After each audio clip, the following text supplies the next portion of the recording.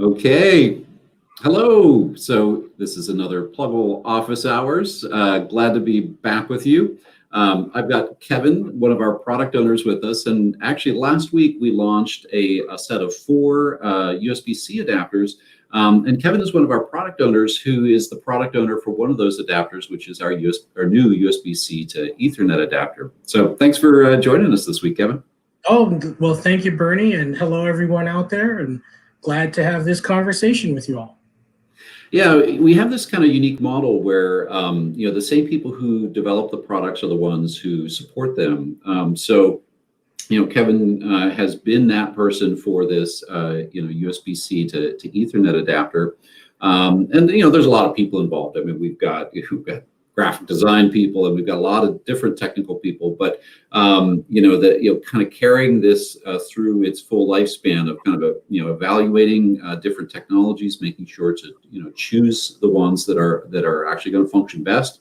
And then what's funny is the way we set up the system, the person who's doing that evaluation, they're the ones who will kind of suffer if there's a mistake, because if it turns out we launched the product and there's a heavy amount of support for it, well then that same person who was doing the evaluation is the one who has to take that support load. So how's the support load so far 1 week in on our USB-C Ethernet adapter, Kevin? Sure. So honestly, I haven't had a ticket yet for someone needing help.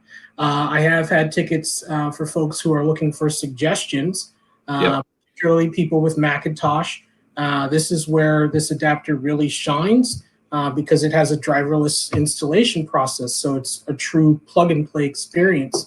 The latest Catalina update has really made some great strides and great updates to the Mac OS, but there have been some challenge points with different apps compatibility and different driver compatibility. So this adapter really is fantastic for Macs, especially those running Catalina. Yeah, great. And actually what we'll do is, before we go to questions, we'll actually talk through a little bit of what's actually going on under the covers, when you plug in a USB to Ethernet adapter, and why it might be that this new adapter, that Kevin has launched, has better compatibility than actually even some of the other ones that we sell currently. It's kind of different compatibility actually. So we'll kind of talk that through at the technology level. One of the other things that we do that's really fun with launches, and we've got some really talented people on the team that work on these, is we actually do some really cool videos to kind of highlight, what do the products do? Well, with the Ethernet adapter, it's a little bit easy. I mean, it's easy and or theoretical to kind of picture it. Okay, you plug in USB to your laptop, you plug in Ethernet on the other side, and now you've got a faster network connection. But in prior weeks, we've talked a lot about USB-C graphics adapters and what do they do and how do they work? Well, along with the Ethernet adapter that we're going to talk about more today, we also launched a USB-C to HDMI adapter, USB-C to DP adapter, and USB-C to VGA adapter. Kind of a whole family of graphics adapters to cover, just a single display with a single USB connection, but all these different types of displays. So we did a really awesome video as part of that launch, and I wanted to show that to you. So let's take a look at that video. Introducing Plugable's new flat cable USB-C display adapters. Extend your USB-C or Thunderbolt 3 laptop with the USB-C to HDMI adapter, the USB-C to DisplayPort adapter, or the USB-C to VGA adapter. A conveniently small and portable design, brought to you by Plugable.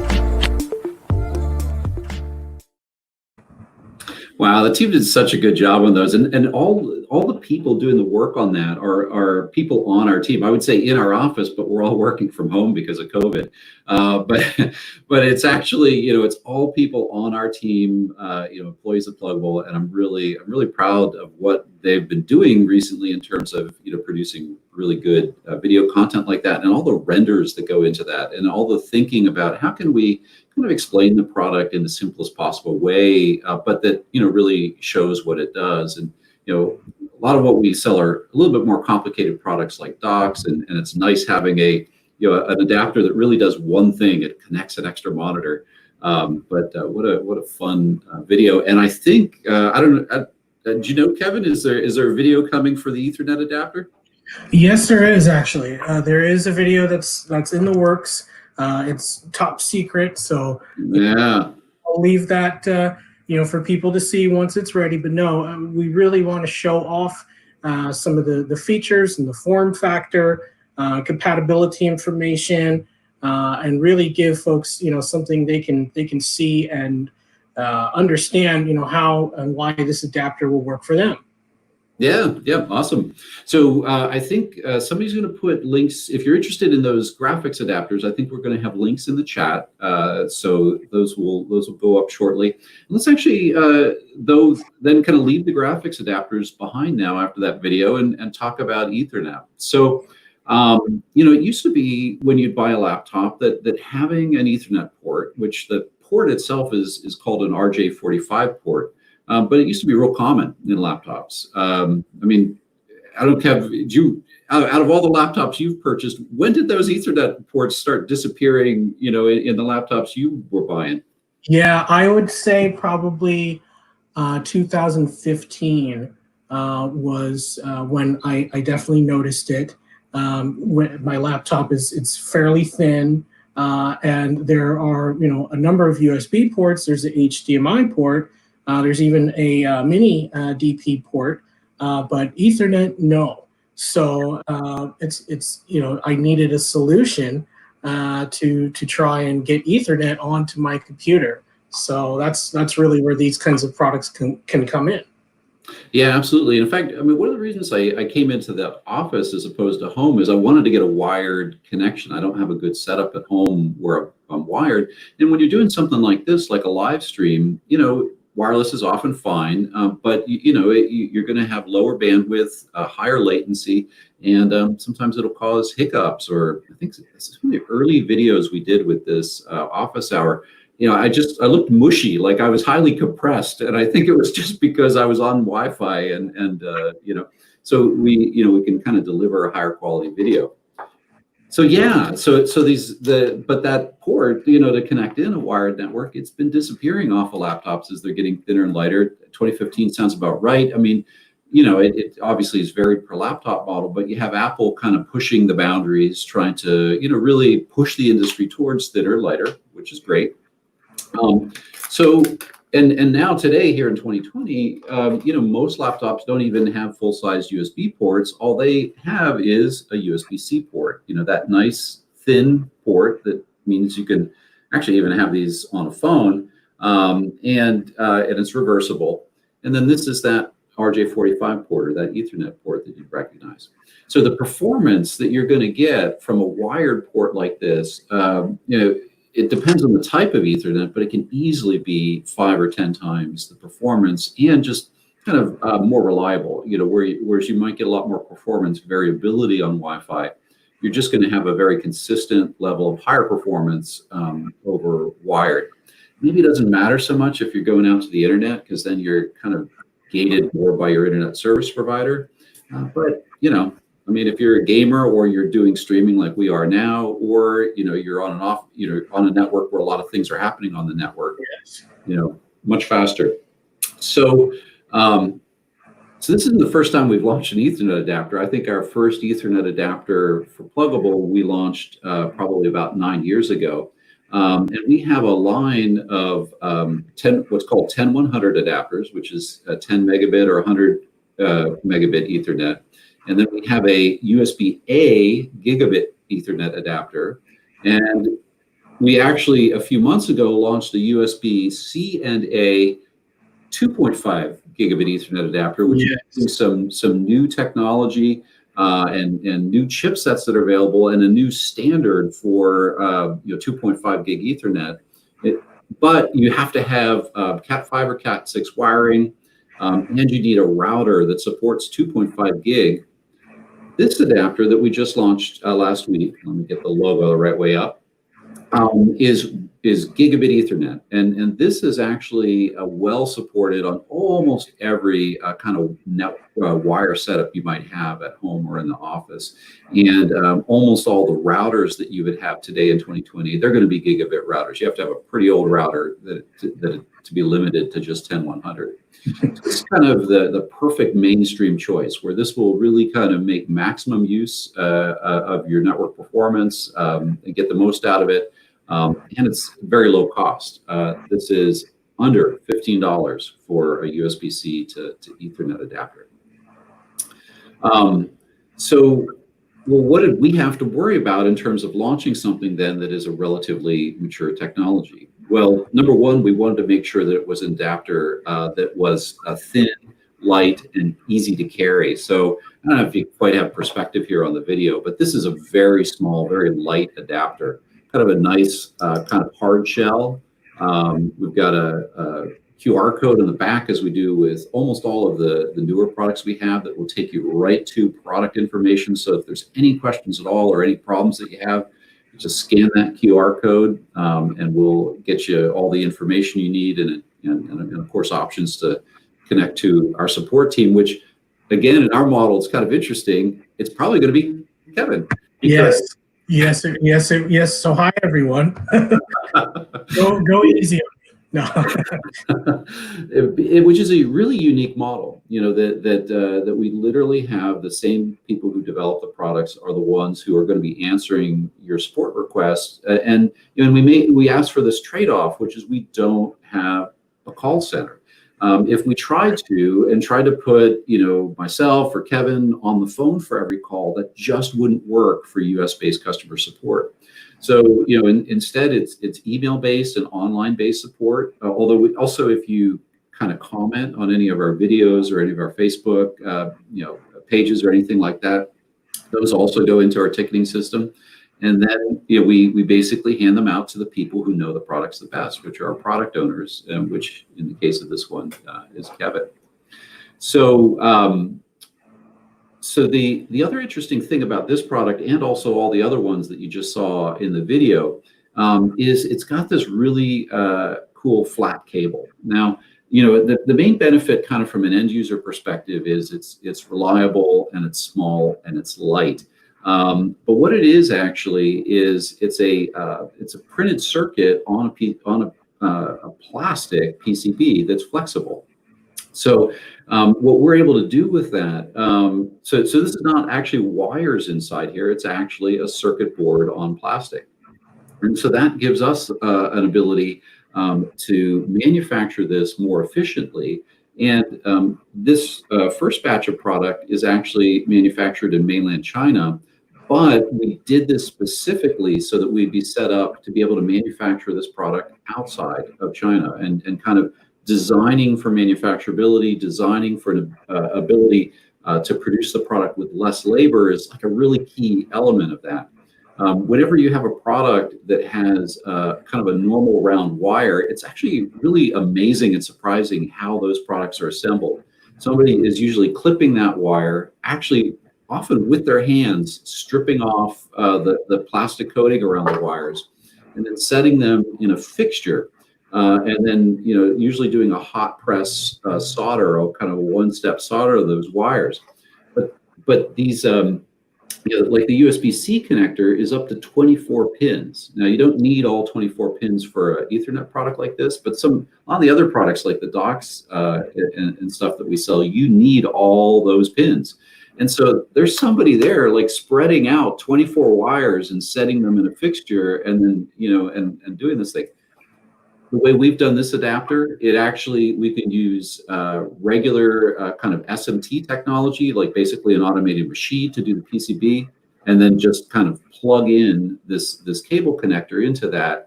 And then we've got really good strain relief here on the case, so that you can tug on this, and there's actually plastic on both sides of the case, or rubber actually, that makes sure that's nice and tight in there, and you're not putting strain on the plastic PCB itself. So a little bit of inside baseball. I mean, in a way, as a customer, what do you care, kind of how the thing is manufactured?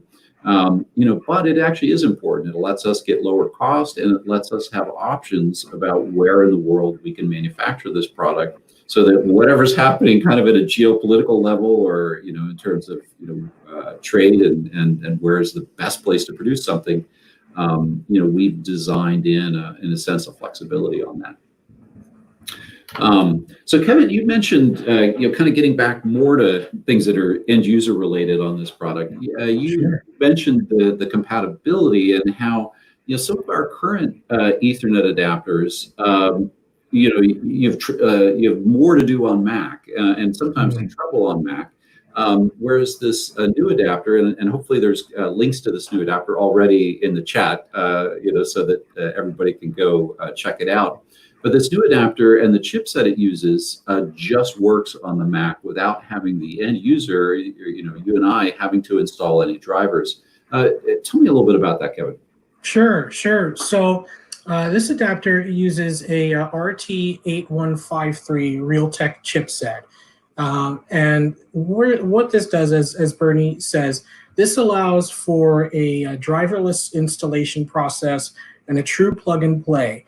Now, I know we've talked about how this really is important for Mac, especially Catalina, which is 10.15, because often if you're trying to install drivers or software, you may get flagged by Gatekeeper.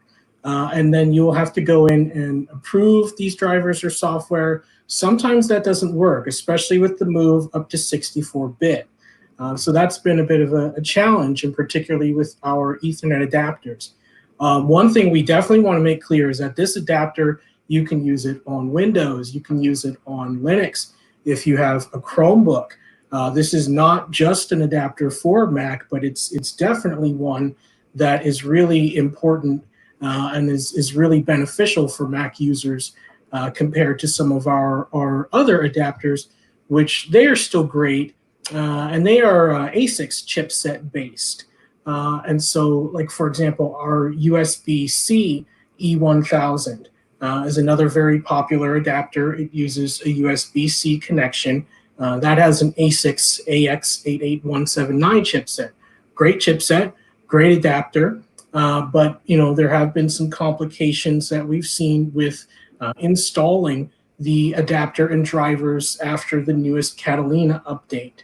And so really this adapter kind of expands the compatibility that we can provide to our users and really try to get them up and running on board and back to those important internet and networking tasks that are so important, especially right now with a lot of folks working from home.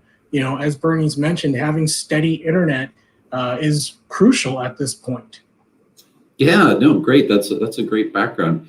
Do you want some secret inside technical intrigue related to all these chipsets and compatibility, Kevin? Yeah. So I used to manage the USB team at Microsoft, and so this is now not quite 20 years ago, but almost 20 years ago, which is crazy. Among the original, USB is this amazing technology, and in the 90s, USB was really a partnership of Intel and Microsoft, and Apple was there, but a little bit of a secondary partner. And they did a good job standardizing a bunch of different types of devices. They standardized keyboards and mice really well. There was never really any kind of proprietary keyboards and mice that required special drivers. They defined a standard and everybody used it. Same thing with hard drives, what's called the USB mass storage class.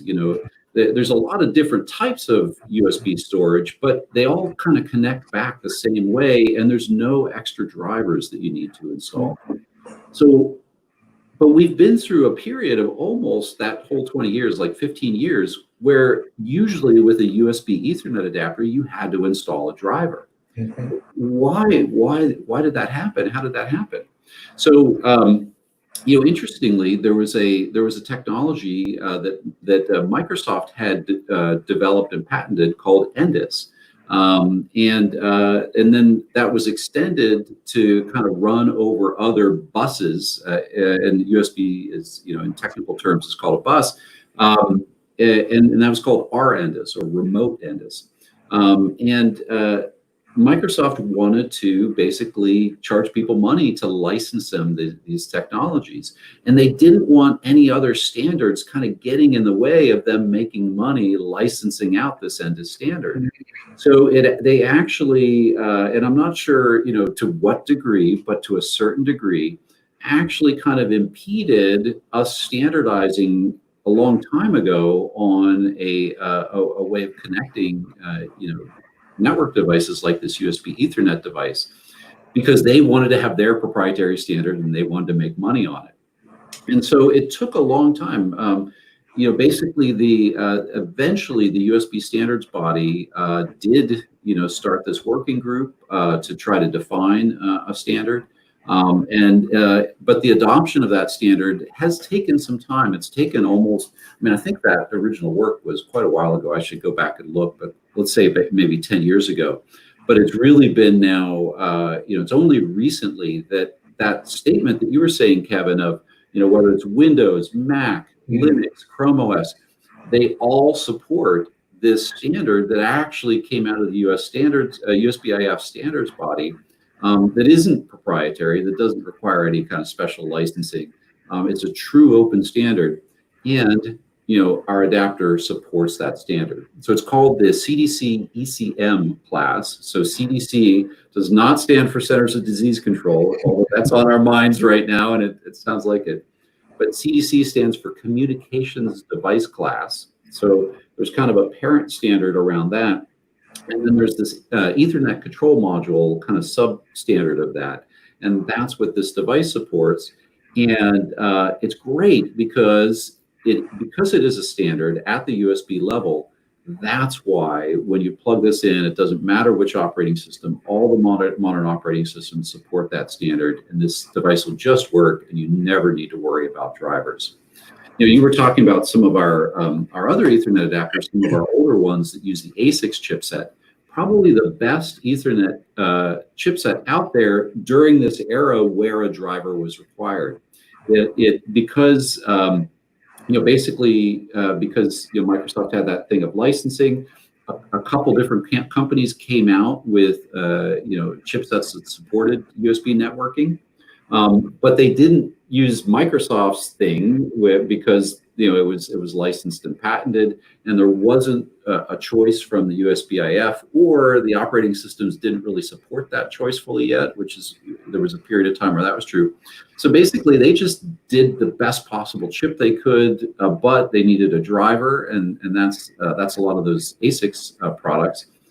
Work great once you have a driver. Performance is often actually a little bit better than the ones that are using the standard device class, but it needs a driver. That driver's in Linux for the A6 chip, and it's well supported in Windows. But there's been a lot of kind of hiccups around Mac support, and so that's why we're particularly kind of highlighting this adapter on the Mac, because it really kind of is the no hassle, easy solution for the Macs, which today Macs are all USB-C, so kind of a perfect combination for that. Yeah, so there you go. Yeah, technical intrigue. I don't know. I guess it's not that exciting. I would be working in the wrong place if I wasn't excited. So. Well, we had another exciting thing happen actually this last 2 weeks. We crossed 20,000 subscribers on YouTube, which is yay! Yeah. So thank you everybody who is one of our YouTube subscribers. And if you happen to be watching this broadcast on Facebook or on Amazon Live or on YouTube, and you haven't subscribed to our channel, really encourage you to. We try to, our whole mission is to try to educate. And so hopefully, everything that we kind of talk about is helpful if you're, interested in these kinds of USB technologies. Mm-hmm. But of course, to bribe you on top of the, potentially actually providing content that's interesting to you, we have a giveaway kind of to celebrate hitting this 20,000 user milestone. So I actually showed this in the last office hour. We've got the adapter that everybody needs like 10 of, which is for your USB-C laptop. being able to connect legacy USB devices to it, USB-A devices. So I don't know about you, but I lose adapters like this all the time, and I can always use one nicely labeled, so you can always kind of look up what is this adapter and what does it do and who's it from. We try to label all of our cables that way. So we're giving away a bunch of these. All the details are on a link right on the video. So I'd encourage you to sign up, and if somebody taps out how many of these we're giving away, we're giving away 20 to the first 20 people that enter. There we go. Okay, yes. So would love to have you enter. Post haste, people. Okay, so that was kind of all the news of the last week related to Plugable. So do we have any questions that have come up on YouTube, Facebook, or Amazon? Let me go up, and I'm just going to look through these. If anybody wants to kind of pop up a highlighted one. Okay, looking through. Hi, Vanessa. Great to see you back. Hi, Tektronic. Great to see you back. Tectonic. Sorry, I said Tektronic. Tectonic. Gosh. The keys or quees. Sorry if I didn't pronounce it right, but thank you so much for showing up, and glad to have you here with us today. Okay, so while so if you have any questions at all, I mean, that's one of the goals of this office hour is that it's really kind of open-ended on questions. So we're happy to take any about anything related to USB technology.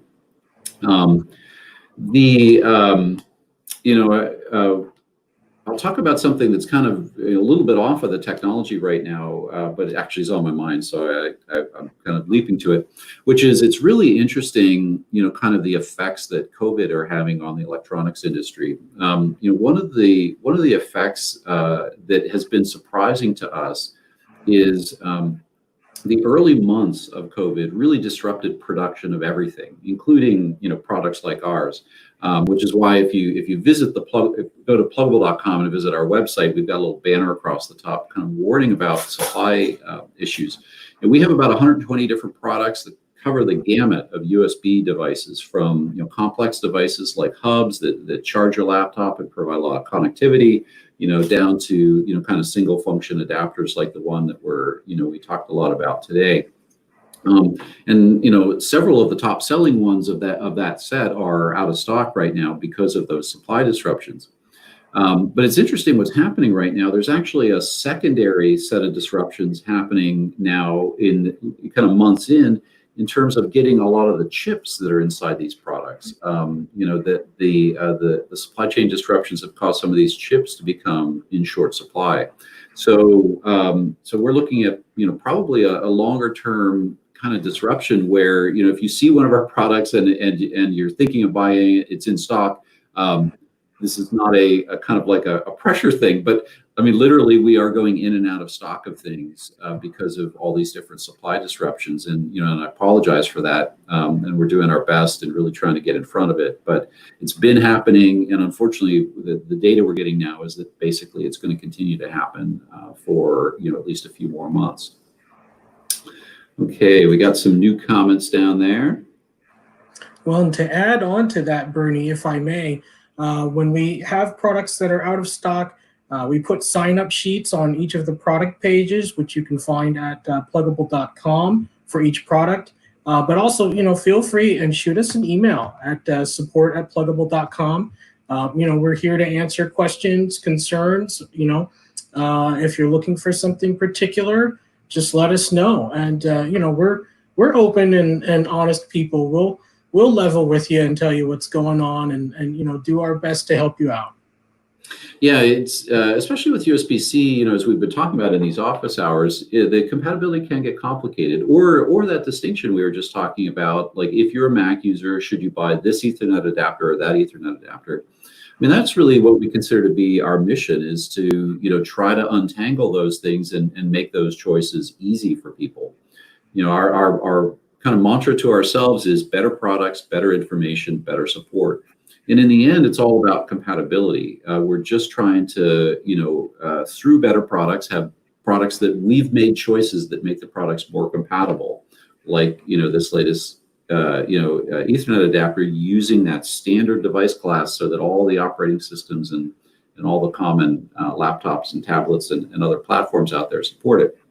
But then better information. We're not afraid to air our dirty laundry. I mean, we will put frequently asked questions files right up on those product pages saying, it does not do this, it does not work with that. We're very open about that.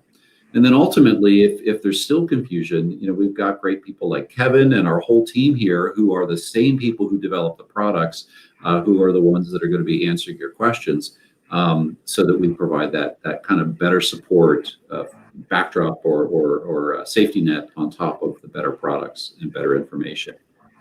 Okay, great. We got a great question here in terms of, there's a lot of people now who are, who went work from home a few months ago, and now, with a lot of states in the United States and countries doing a certain amount of reopening, they're going back to the office. A lot of people are getting caught between work and the office.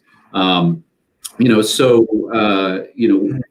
can our products help with that sort of thing where, I'm at the office and I've got this great setup with a great dock, but then I go home and I really want the same kind of thing there, but, my spouse, my wife is sharing the setup with me.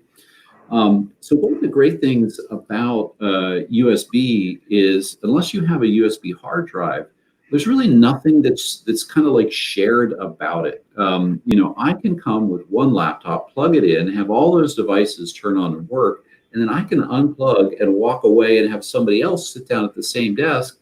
They can plug in, and all the devices work for them. And there's no security issues. There's no sharing between those devices. Again, as long as you don't have a USB hard drive or a USB flash card reader or anything like that. And in fact, all the settings for how all those devices are used are actually stored on your laptop in the operating system. So a lot of our docks, of course, enable connecting multiple monitors. And so one of the first things you do when you plug in a dock and you plug in a bunch of monitors is you open up the display control panel in Windows or in Mac, and you arrange how the operating system thinks about those monitors to match actually physically how the monitors are in your desk.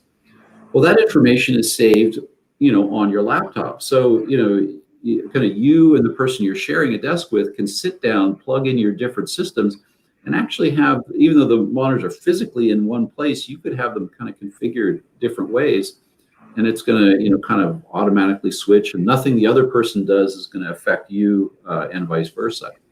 So there's a real actual need right now, even more so, for these sorts of nice setups where you've got one or two monitors and a keyboard and a mouse and a dock that kind of connects it all together, and that ability to move from work and have a setup like that, and then have a setup at home, or at home, be able to switch, have different people sit down, have your son or daughter sit down and do homework at that same setup. And then in the work environment, that's really called hot desking. And it's been actually a popular trend. And I think we're going to hear a lot of talk about hot desking here in coming months, because with a higher percentage of people working from home and a smaller percentage of people in at the office, a lot of people are going to be looking at kind of, sharing, spaces more. Although, there's also COVID issues with, you don't want people kind of coming in and out without kind of cleaning if you're going to share people with mouse. So there is that to worry about.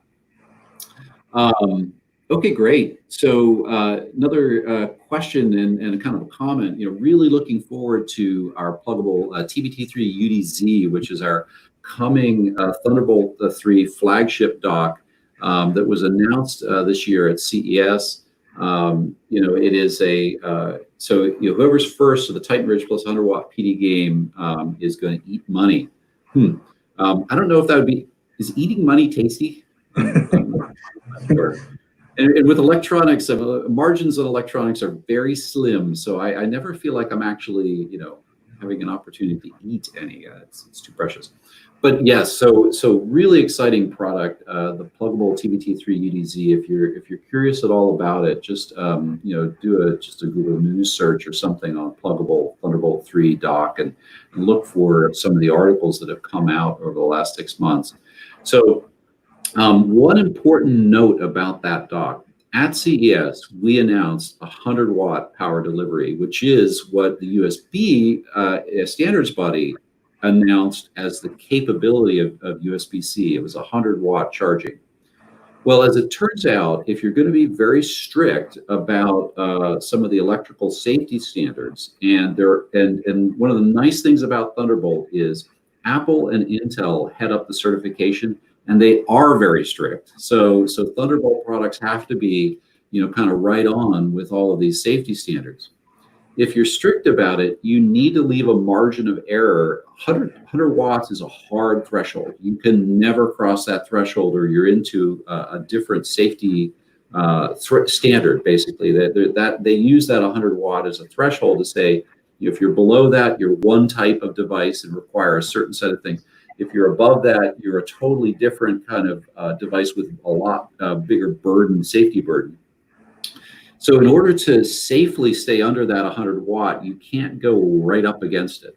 So Apple in particular has defined a threshold of 96 watts, which you'll notice in some of the new Apple systems where they talk about USB-C charging. They also stop at 96 watts. So any of the Thunderbolt 3 certified devices that do power delivery are, we might talk about 100 watts, but they actually have to stop at 96 in order to get certified by Apple and Intel, which is what is, what's required if you're a Thunderbolt 3 product. And so we're always with Thunderbolt 3. It's always certified products. We go through all the testing, which is great. Much more reliable in terms of that test validation than other types of USB products. But it does take a little bit of time. And in this case, it means that it's going to be 96 watt charging. So that product is coming soon. There has been probably, I would say, about 2 to 3 months of delay because of the COVID situation from our original schedule for launching the UDZ. But it is very close, and I'm very excited to be getting that product out this year. And if you're interested at all in the TBT3 UDZ, please just head to our product page. A link is in the chat, and we have a sign up there in addition to a bunch of information about the product. I think it's going to be by far the best dock of 2020. It is going to be towards the end of the year, but there really is not a better Thunderbolt 3 dock out there, and therefore not a better dock for Mac systems or any of the Thunderbolt 3 capable Windows systems. So are there any upcoming laptops that you recommend for an office environment? Talk about recommending docks, also recommending laptops that we'd recommend for that. I mean, there's a lot of good laptops out there. I mean, and obviously you have the big divide on Mac and Windows, and I would never make that choice for anybody. We have so many divides in this country. The Mac Windows divide. So assuming you make your choice on Mac or Windows, there's Apple's, obviously, done a great job. I mean, they have a great product lineup. On the Windows side, gosh, I don't think I'm even the best person to make the recommendation. I mean, the one thing, that we're seeing is that the quality on the Windows side is uneven between different brands and some of the lines within the brands. And there are certain kind of families of laptops on the Windows side that are just a lot more reliable than some of the other ones. Why is that? I mean, sometimes it's because they try to get innovative and they actually break things. Other times, it's because this stuff is hard. I mean, Thunderbolt 3 is a 40 gigabit per second bus with a lot of firmware to keep up to date, and sometimes even the big guys, the laptop makers, mess that stuff up. So generally, I have had really good experience with. One thing that Dell is really good at is they generally don't kind of overshoot and do something crazy and break things. Whereas there are a few other brands that I won't mention that have a reputation for kind of doing that. Now, of course, on the dock side, Dell has done that in the past, and there's a couple of the USB-C Dell docks that you can look back on their reviews and look back on them, and you'll see that they got a little crazy and got too complicated, which we really try hard not to do. And they produced docks that look good on paper, but actually didn't work for people. How can I save this link? I'm about to lose power. We will have all of our office hours are posted right on YouTube. Just go to plugable.com and go to our YouTube site, or just search for us on plugable.com. And wow, thunderstorms. We've got nice weather here on the West Coast. So sorry, Erica. Yeah, sorry about that. Yeah. And, PS. Oh yeah, no, those are definitely really good machines. Dell in particular have a really solid line of products. But yeah, it is kind of funny what Bernie mentioned. I myself am running Ubuntu Mate, so I always love to advocate for various types of Linux. But yeah, Macs, the new MacBook Pros. Those are solid machines for sure. Did you catch, Kevin? At Dell, I think it's Dell has had a developer edition Linux pre-install on certain models of Dell's, and I thought I saw something where they just refreshed that. I didn't catch the details though. Did you catch what have they done lately? Yeah, I that's something I need to read up on as well. But no, I've been seeing there's definitely more of a push to get Linux, particularly Ubuntu, out there for people, because it's definitely one of the the most mainstream. Also, definitely it can be one of the more user-friendly Linux distros out there. I really like Mate. It's very easily customizable. You can really just get in there and make everything the way that you want it to be with little to no effort. So that's something that I will have to read up on, and maybe we could do another of these chats and talk about that in further detail. So it's definitely exciting to see. Yeah, yep. And we talked about kind of the with the Ethernet adapter, the fact that it uses that USB class standard. So the nice thing is if you do have a laptop and you're a really geeky user who has a dual boot or a single laptop that you're booting multiple operating systems with, because this doesn't is aligning with that class standard, this is going to work basically the same way on either operating system. I mean, obviously there can be differences in bugs or performance or quality differences between maybe the Linux implementation versus the Windows implementation. But generally the CDC ECM standard, USB standard that this complies with, is a pretty mature standard, and the drivers are pretty mature.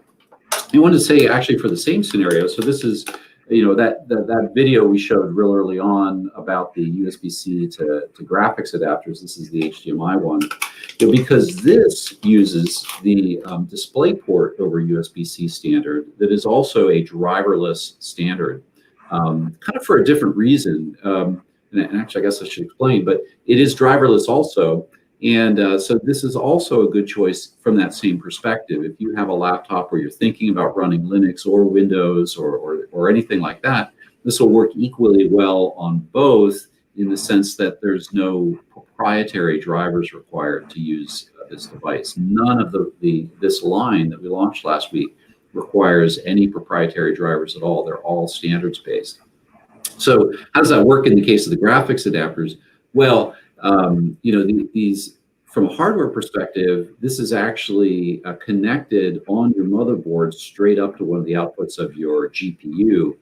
So I said driverless, but actually there is a driver, and it's the same graphics driver that's running your laptop screen and the rest of your motherboard. So there actually is a driver in this case, but it's not a driver for this adapter. It's just actually using your main GPU driver, and it just looks like another physical output on that GPU. Great. We have an Amazon question. Can I use this to connect my USB port on my TV to my HDMI Blu-ray player? Okay, great. So so my HDMI Blu-ray player. Okay, so this, you might think that this would be able to help with that, but I can guarantee this will not help with that. Okay, so this one is USB-C back to your computer, and then HDMI out to your display. So the Blu-ray player, I'm kind of assuming that the Blu-ray player is outputting HDMI, and then you want to kind of connect that to a screen. And so if your TV has a USB port, you might think, oh, okay, if I just get an HDMI to USB cable, I can connect that Blu-ray player to my TV. Here's the thing, though. There is not a single TV that I'm aware of where the USB port on the TV takes video input.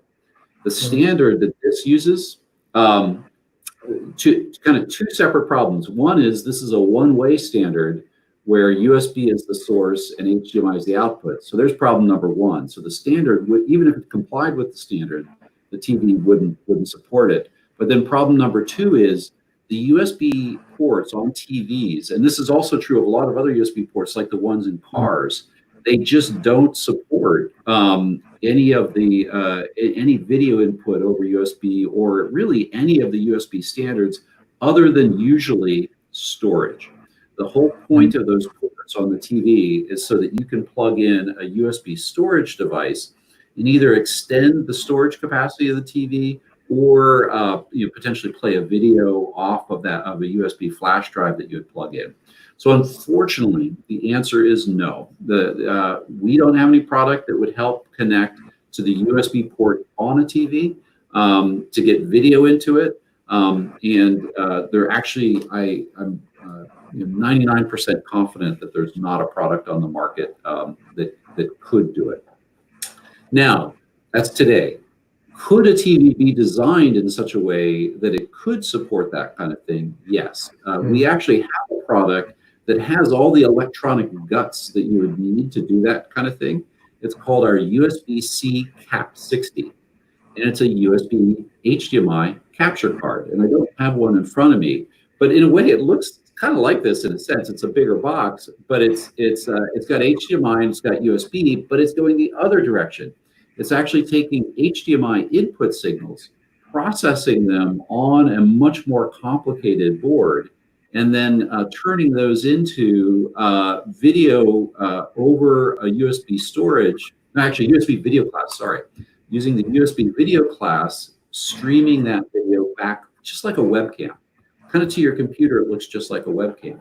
So if you had a laptop that supported the webcam class, which is called the USB video class, if you had a TV that supported that, then actually our USB-C Cap 60 would be able to do what you're asking about, kind of input from your Blu-ray into your TV. But unfortunately, still two practical problems. Number one is no TV does that I'm aware of, supports a webcam USB video class. And then there's a second problem, or which is maybe even a third problem now at this point, which is Blu-ray is a heavily content protected technology. And any of these sorts of capture technologies do not support what's called HDCP, which is the content protection standard that Blu-ray is very strict about. So I give you hope and then I crash the hope down. But in doing so, we learned, it's actually a great excuse to talk through, all these different technologies and how they do and don't connect together. Okay, any last questions? Vanessa has a laptop with Thunderbolt 3 and several USB-A and C ports. Yeah, that's great, because then you have the options to do all kinds of things. Well, I think we're at the 45-minute mark, so I think we're going to wrap up in terms of questions.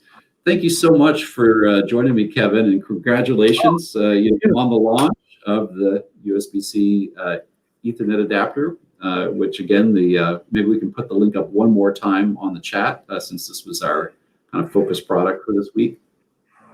And thanks for all the work that you do, Kevin, to help customers and be knowledgeable about the products and help people through configuration challenges. And hopefully this one actually, like you said, you haven't actually, we've sold a lot of these already, and there actually hasn't been that many questions that have come in, and maybe our job is to make the customer's life easy, and in doing so, we make our own lives easy. So let's we want to keep that going. Absolutely. Well, thank you so much, for having me on here, Bernie, and thank you all for tuning in. And yeah, no, it's really exciting to have this adapter come out. It's been in the works for a little bit now, and as Vanessa said, having USB-C A ports and Thunderbolt. The keys or Quees, again, I'm sorry if I'm not pronouncing your name right. You talked about any use case for USB-C.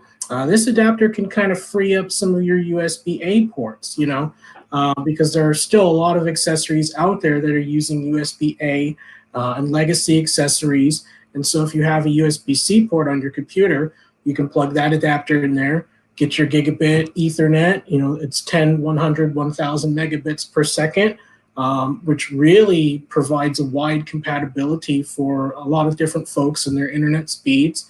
And then you can have your other ports ready for your other accessories. Yeah, excellent. Okay, great. Thanks, everybody. We'll see you next week for the Plugable Office Hours.